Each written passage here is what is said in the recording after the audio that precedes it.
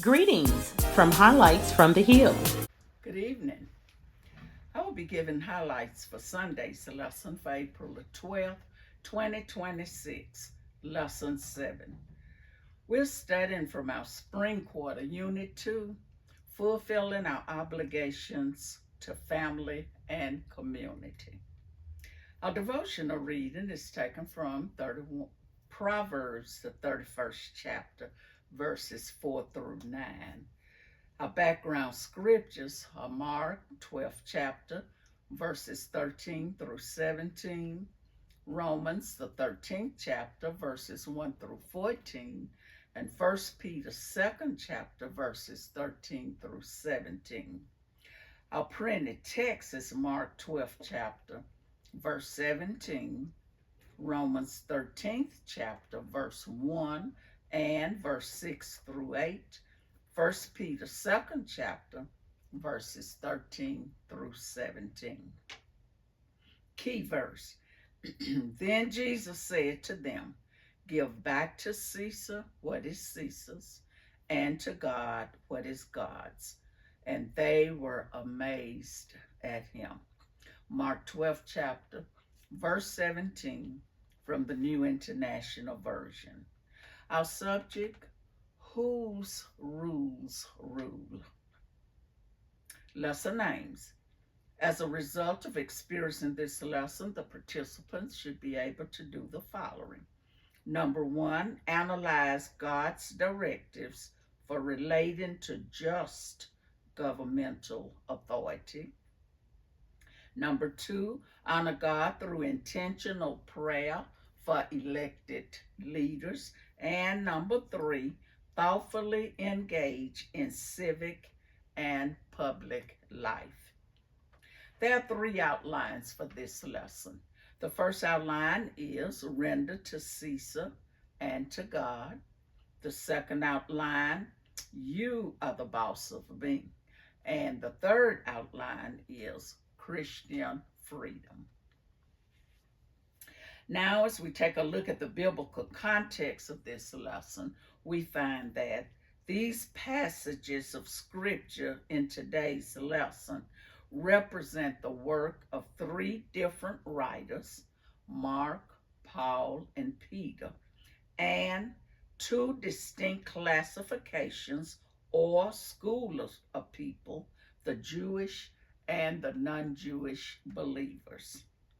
We also find that the Gospel of Mark bears the name of his writer, who was a disciple of Peter, and Mark's writings have been placed between AD 57 and 63, while Paul's letter to the church at Rome and Peter's first epistle, written to the scattered exiles of the Diaspora, is believed to have both been written about AD 60.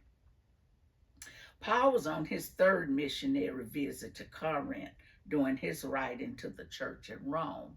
And Peter wrote 1 Peter from Babylon, which is referred to the former city on the Euphrates, or referred possibly to Rome.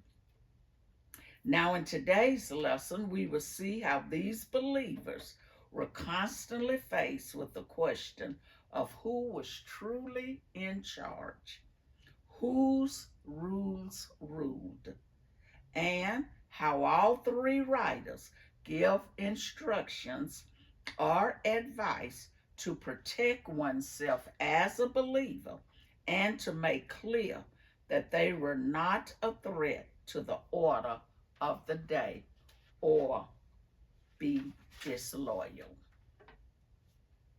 Now we'll take a look at that first outline, render to Caesar and to God. Mark 12th chapter, 17th verse. I'm going to read that verse from the New International Version. Then Jesus said to them, "Give back to Caesar what is Caesar's, and to God what is God's." And they were amazed at him. Notice at this point in Mark's writing, a group of Pharisees and Herodians questioning Jesus about paying taxes to Caesar. The Pharisees were anti-Roman and religiously strict, while the Herodians were politically pro-Roman, and they were normally enemies, but their goal was to entrap Jesus so that they could have a valid reason to give him over to the Roman government for treason. All nations under Roman control were required to pay taxes. And since the Jews found themselves in a dual citizenship under this foreign power, they found taxation to be a burden for them. So, this group of leaders, the Pharisees and the Herodians, decided to confront Jesus with this question in regard to taxes. And Jesus' response was both theologically sound and politically wise. For Jesus did not avoid the question, but he gave each side its proper place. Give Caesar what is Caesar's, but give God what is God's. And so we too are called to a dual citizenship that requires us to respect our civil authorities. Yet, all the while, our ultimate responsibility of allegiance is to God. As Christians, we are called to be good citizens and to respect authority. And where our coins may bear the image of a man, then what's due him, we are to give him. However, because we are created in the image of God and we bear God's image, our devotion and our honor ultimately belong to God. Therefore, we too are called to give back to our human authority what is due him, but to give to God what is due God. Our takeaway from this outline is, because of our dual role in this world, when we respect humanity's authority, we honor God. Now we take a look at that second outline. You are the boss of me. And that's Romans 13th chapter, verse 1 and verse 6 through 8. I'm going to read those verses also from the New International Version. Verse 1 says, "Let everyone be subject to the governing authorities, for there is no authority except that which God has established. The authorities that exist have been established from God."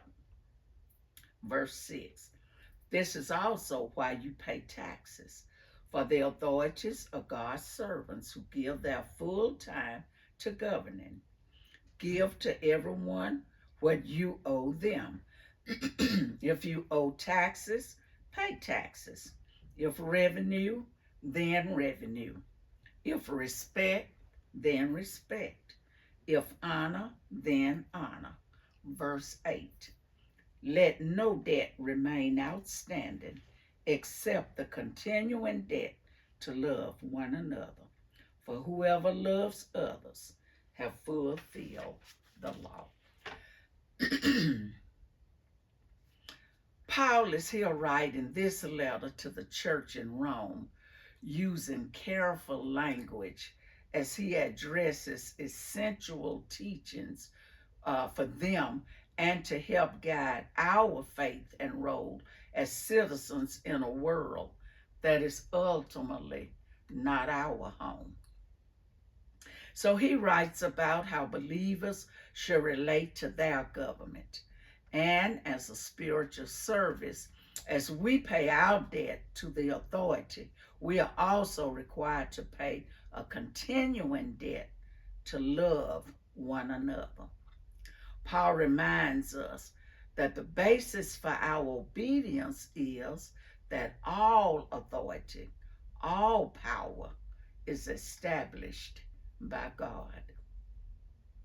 Then, if God established this authority, then taxes are justified. And to resist government is to resist God. Now, that is not to say that all authority is good authority.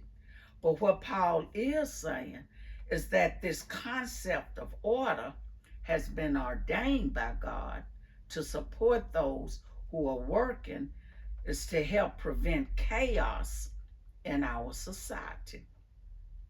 And because those leaders are to keep order, they are recognized as servants of God. So when and as we pay taxes, it is our way of fulfilling our obligation to those who serves us. Therefore, we are to give each what is owed. Taxes to whom taxes, and the honor to whom honor.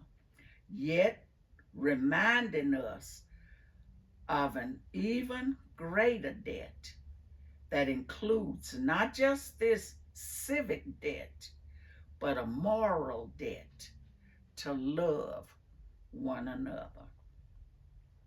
Our takeaway from this outline is Christians are called to respect human government, but when we are forced to choose, God is always the boss of us. Now we'll take a look at that last outline, Christian freedom. And that's 1 Peter 2nd chapter, verses 13 through 17.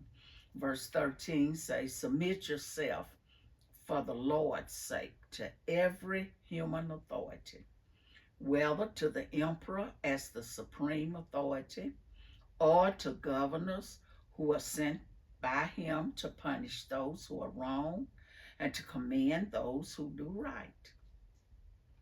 For it is God's will that by doing so, you should silence the ignorant talk of foolish people. Live as free people, but do not use your freedom as a cover up for evil. Live as God's slaves. Show proper respect.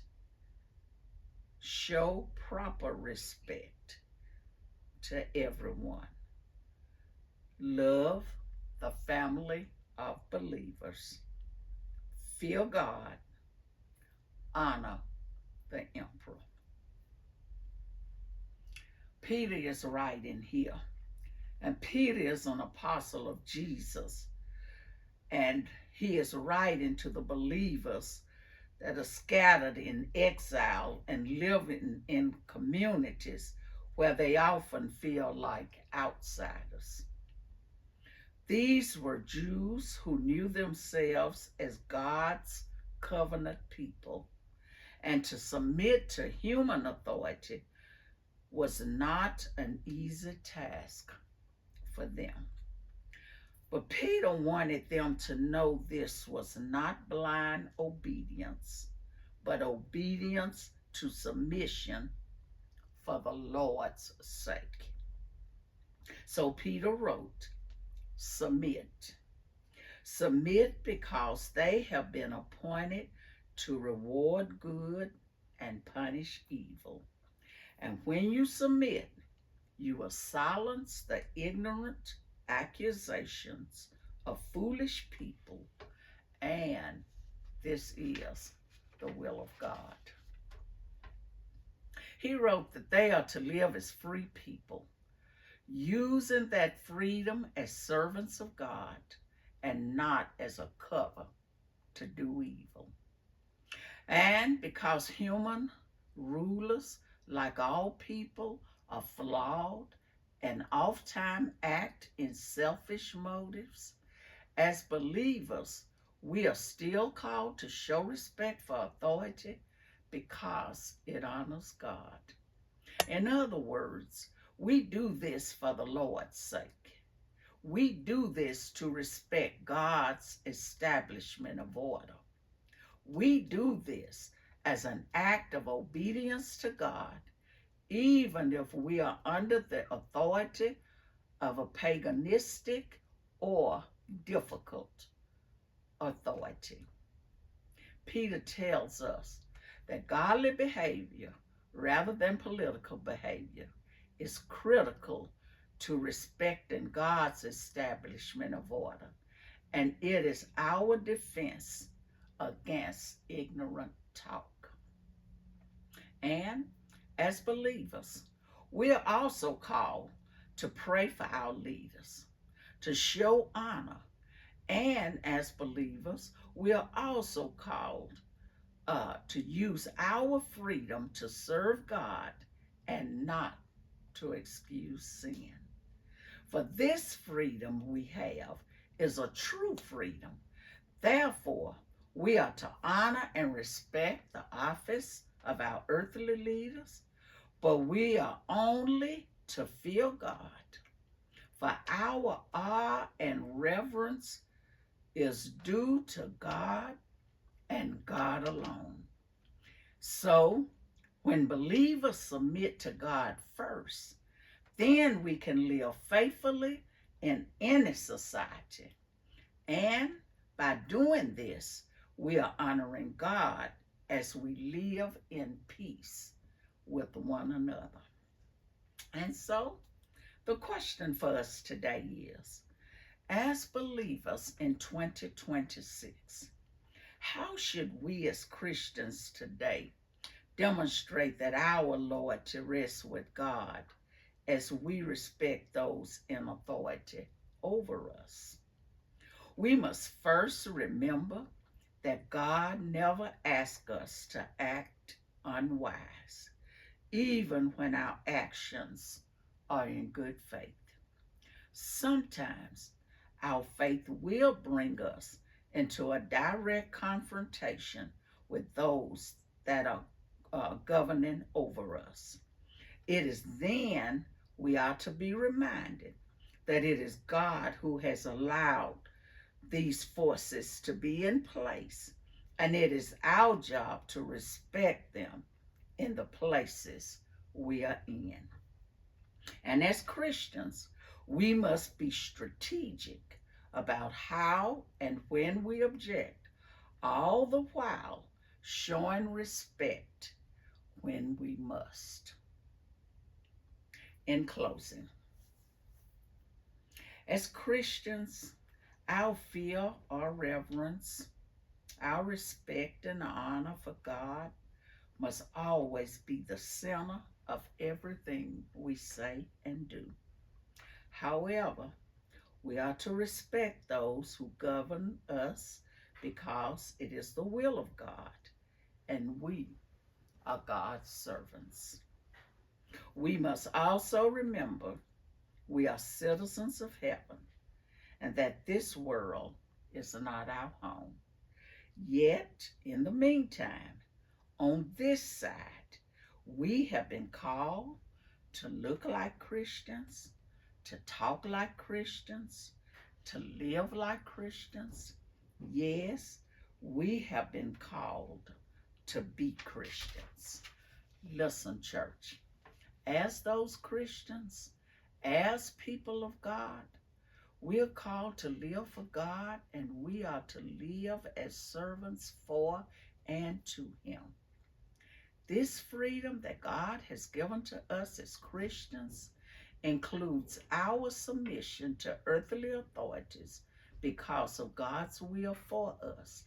And we must be careful of how our submission to those authorities look to the world.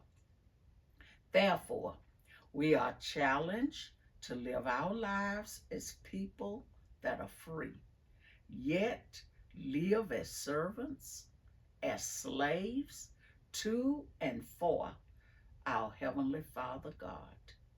And because God's rules rule, we are not to glorify evil, but we must speak and we must live that the glory of God may be manifested through us in this dark, and sin-sick world. So remember this: our ultimate hope is not in humanity, but our hope is in the God who reigns and rules over this earth and the world to come. I thank you for listening. Good evening. And I invite you to come and share with us on Sunday morning as we go through this Sunday school lesson of whose rules rule.